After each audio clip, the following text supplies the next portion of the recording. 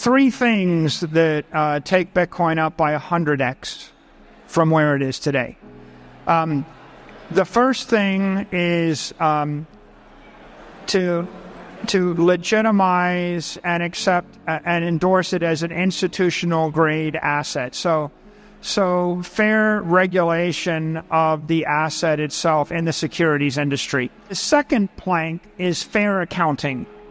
Okay, if I wanted to keep you from buying anything, I would establish an accounting rule that said you can only lose money on the trade, but you can never make money. And that's a one-way ratchet. If I actually set up an accounting system where you always lose, you never win, and if you win, you have to act like you lost. And then if you lose again, you could win 99 times, but the 100th time you lose, you report one loss, no wins. Okay, that's just prejudicial and hostile. So the third plank is we just need for the SEC, the OCC, the FDIC to allow banks like JP Morgan and Citigroup and Goldman. But by the way, you might not like JP Morgan because of what the CEO has said. But let me guarantee you that within a year or 2 years of when it's possible to custody Bitcoin, JP Morgan will start a process to do that. And within 4 years, they'll be custodying Bitcoin because it's money, and that's what they do. Bitcoin is set to skyrocket 100x, and it's sooner than anyone imagined. We better get prepared. That's the word out from the executive chairman of MicroStrategy, Michael Saylor. He believes that for Bitcoin to reach its full potential, it needs better support from the government, fair accounting rules, and the ability for banks to manage it. Once these things are in place, Bitcoin could become as common and easy to use as money in the bank. That would mean Bitcoin's price is already set for the highest it's ever been. Stay until the end of the video to hear Michael Saylor as he reveals more reasons why Bitcoin is set for high yields that are never seen before. Also guys, only a small percentage of my viewers are actually subscribed. If you enjoy staying up to date with finance content, consider subscribing or liking the video. It's free and you can always change your mind. Now, here's Michael Saylor on Bitcoin's rise. This is the biggest week in the history of Bitcoin. So this is a big deal. I mean, this is the week when we have 2 of 3 presidential candidates. You have a former president, perhaps the next president here. As Trump said, 10 senators, a lot of congressmen, governors, and the amount of media attention is profound. So this is an extreme, it's a coming out party for Bitcoin, I think. And it's extraordinary week because they recognize the political power of the community. They also recognize this as a technology critical to the success of America and of global significance. And so I think it is a great week. This is an inflection point. And before I tell you the next set of inflection points, let's talk about why this is an inflection point. This is an inflection point because there's a subtext here, an implication, and the implication is Bitcoin is digital property, Bitcoin is property rights, Bitcoin is ethical, Bitcoin is technically sound, Bitcoin is economically sound, Bitcoin is an instrument of economic empowerment, and the establishment now agrees with you, right? And we all knew it 4 years ago, but it would have been not clear the establishment knew it. The mainstream media in 2020 didn't even cover the industry.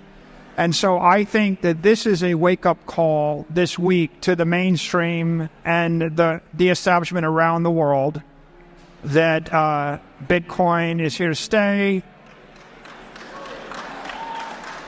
and Bitcoin is the future. And I guess the other thing that I don't want to not comment on is the speech we just heard is profound and historic, right? It's pretty important because if you listen to what Trump just said, he said we're not going to sell our Bitcoin. You do not sell your Bitcoin. That recognizes that, you would never say this about most criminal proceeds that you seized, right?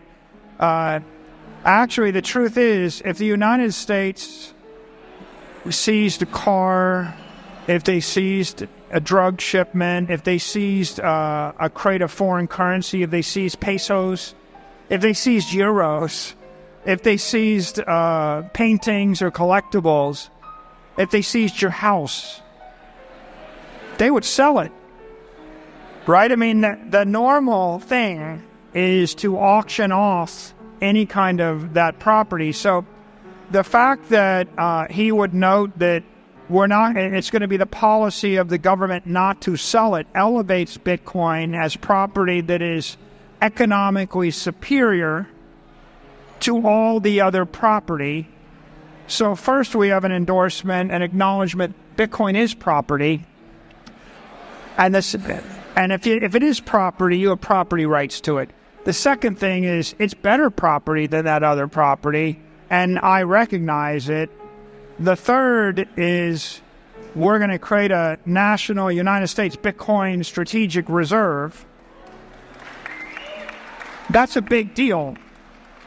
That's a big deal because, we go from Bitcoin being something that's toxic that you want to get rid of to something that is virtuous that we want to hold on to. So I think that that's a profound thing that just happened. I think that Donald Trump's acknowledgement that the Bitcoin community is full of intelligent, ethical, hardworking, creative, inspired individuals, the kind of which that made America great. He pretty much said that the people that created this great country would have been Bitcoiners. He said the founding fathers are Bitcoiners. He said everybody that came to America is a Bitcoiner. And what he's acknowledging is whereas once the United States was the new world and it was risky and dangerous to come here for a better life and property, now Bitcoin is the new world. And it's risky and dangerous and people have suffered, like Ross Ulbricht, to come here for this property. And he recognizes that. He honors that, and he's willing to actually stand up and tell the entire world that will be an observation that ripples everywhere in the world, throughout the establishment and throughout other governments. And there's going to be a bunch of German politicians looking at that, saying, well, if the U.S. is not going to sell its Bitcoin, we must have been pretty stupid to sell our Bitcoin. And I think that's big move forward. There's the big three. There's three policies that accelerate us to institutional adoption. That three things that take Bitcoin up by 100x from where it is today. The first thing is to legitimize and accept and endorse it as an institutional grade asset. So fair regulation of the asset itself in the securities industry.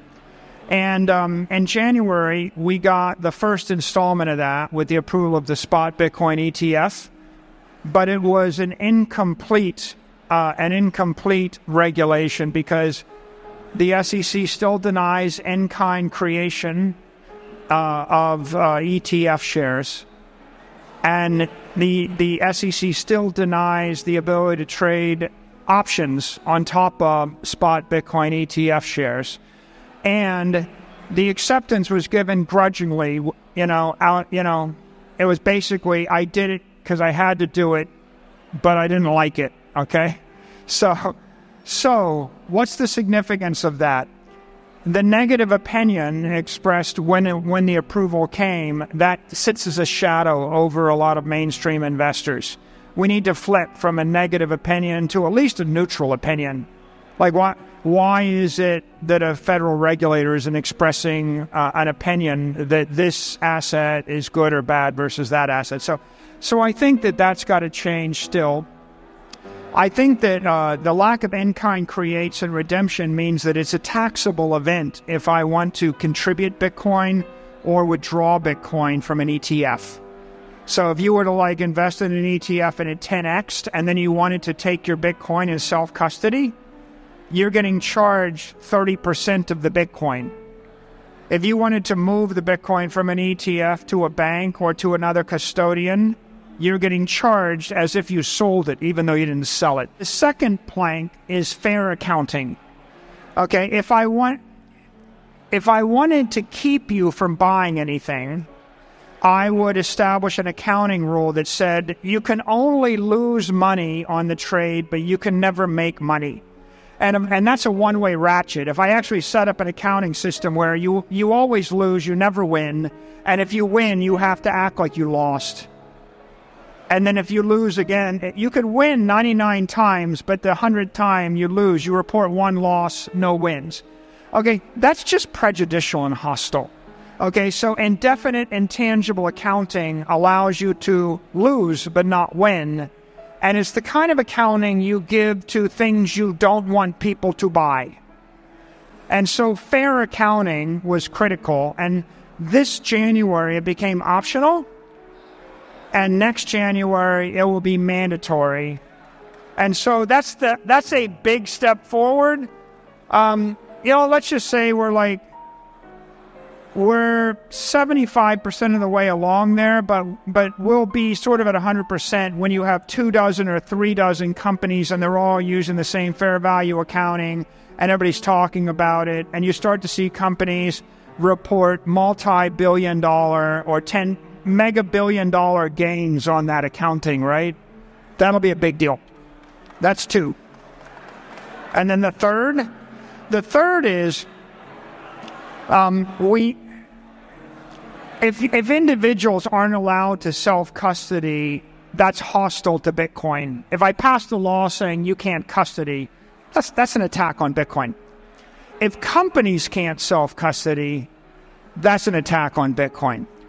If I had a company whose job was to sell custody services to institutions, if I provided custody to Yale Endowment or to a big hedge fund, and then if the government had a law that made it illegal for the custodian to provide custody for your asset, that's hostile. So right now, SAB 121 is a rule that basically makes it impossible for a bank to custody Bitcoin. And the right way to look at it is, well, that's basically a regulation preventing companies that want to custody from custodying. And so the result of that is you have basically the government saying, I guess you can buy the ETF, but the ETF is not allowed to use their bank to custody the Bitcoin, and they can only use a crypto exchange to custody the Bitcoin, and we're going to sue the crypto exchange. So the third plank is we just need for the SEC, the OCC, the FDIC to allow banks like JP Morgan and Citigroup and Goldman. But by the way, you might not like JP Morgan because of what the CEO has said. But let me guarantee you that within a year or 2 years of when it's possible to custody Bitcoin, JP Morgan will start a process to do that. And within 4 years, they'll be custodying Bitcoin because it's money. And that's what they do. So you want a world where Goldman Sachs, Morgan Stanley, Citigroup, JP Morgan can custody Bitcoin, because if they can custody it, they can buy it for you. And if they can buy it, they can sell it. And if they can buy it and sell it and custody it, they will give you a loan on it. And they will also give you yield on it. So the world after the banks can custody Bitcoin will be, I could have Bitcoin at a bank too big to fail, backed by $1 trillion balance sheet. They would give me 500 basis points of yield. You know how much money you get if you put your money in T-bills right now? You get 550 basis points risk-free. I think that the banks will give Bitcoiners 550 basis points risk-free when they can custody the Bitcoin. And so the world would be very different if you got paid 5% interest on your Bitcoin while you're actually holding the Bitcoin. And I think the other thing is, they will give you a loan at SOFR, which is 550 basis points plus 50 basis points spread. So you can get a loan of 6% from Citibank or Bank of America when they can custody the Bitcoin. And then the third thing is they'll let you post the Bitcoin as collateral against your house or your mortgage, and you'll be able to I think refinance your mortgage maybe to 100% loan to value or 120% loan to value by putting the Bitcoin as collateral. Like right now, if you go to some of these banks and you had a $5 million house and you wanted to borrow money, they might say, well, I can loan you 70% or 60%. I'll loan you $3 million against the house at the best interest rate. It used to be 2.5%, by the way. When I told people to take mortgages and buy Bitcoin, Bitcoin was $40,000, and the mortgages were 2.5% interest. I took infinite crap for that, by the way, infinite. Well, so you want to borrow the $3 million. What they would say is, I'll give you a loan for $3 million against the house, or I'll make the mortgage $5 million if you post some securities like Apple stock. If you want to post T-bills or Apple stock or the S&P ETF, they will give you a $5 million mortgage at 2.5% interest. And you could have done that with those institutional grade assets. Imagine a world where you can top up your mortgage with Bitcoin, borrow at 3 or 4 or 5% interest for 10 to 30 years, right? And what's the requirement? The bank's got to custody the Bitcoin. They got to recognize it as an asset that's just as good as Apple stock, just as good as a T-bill. And so I think, we're rippling where we get a couple more improvements on the ETFs. We'll be at 100%. A few years from now, we'll be at 100% in accounting, and people will be comfortable with that. Once the regulators, when they start to repeat what Robert F. Kennedy said yesterday and what Donald Trump said today, which is Bitcoin is digital property, Bitcoin is freedom, Bitcoin is virtuous, we're not going to sell our Bitcoin. Michael Saylor believes that once the government and financial regulators fully embrace Bitcoin, it will unlock massive growth. As rules and taxes improve, more companies and banks will jump on board, making Bitcoin even more accessible and attractive. This will drive Bitcoin's value up and solidify its place as a serious investment for everyone. Anyway guys, before we go, if you want to stay most up to date on the crypto and Bitcoin world, make sure to subscribe to my daily 5-minute crypto newsletter. It's a concise resource for the latest expert predictions, breaking news, and top on-chain analysis, trusted by over 50,000 subscribers for insightful crypto investment information. Don't miss out on the opportunity to stay informed in the crypto market. The link is in the description below.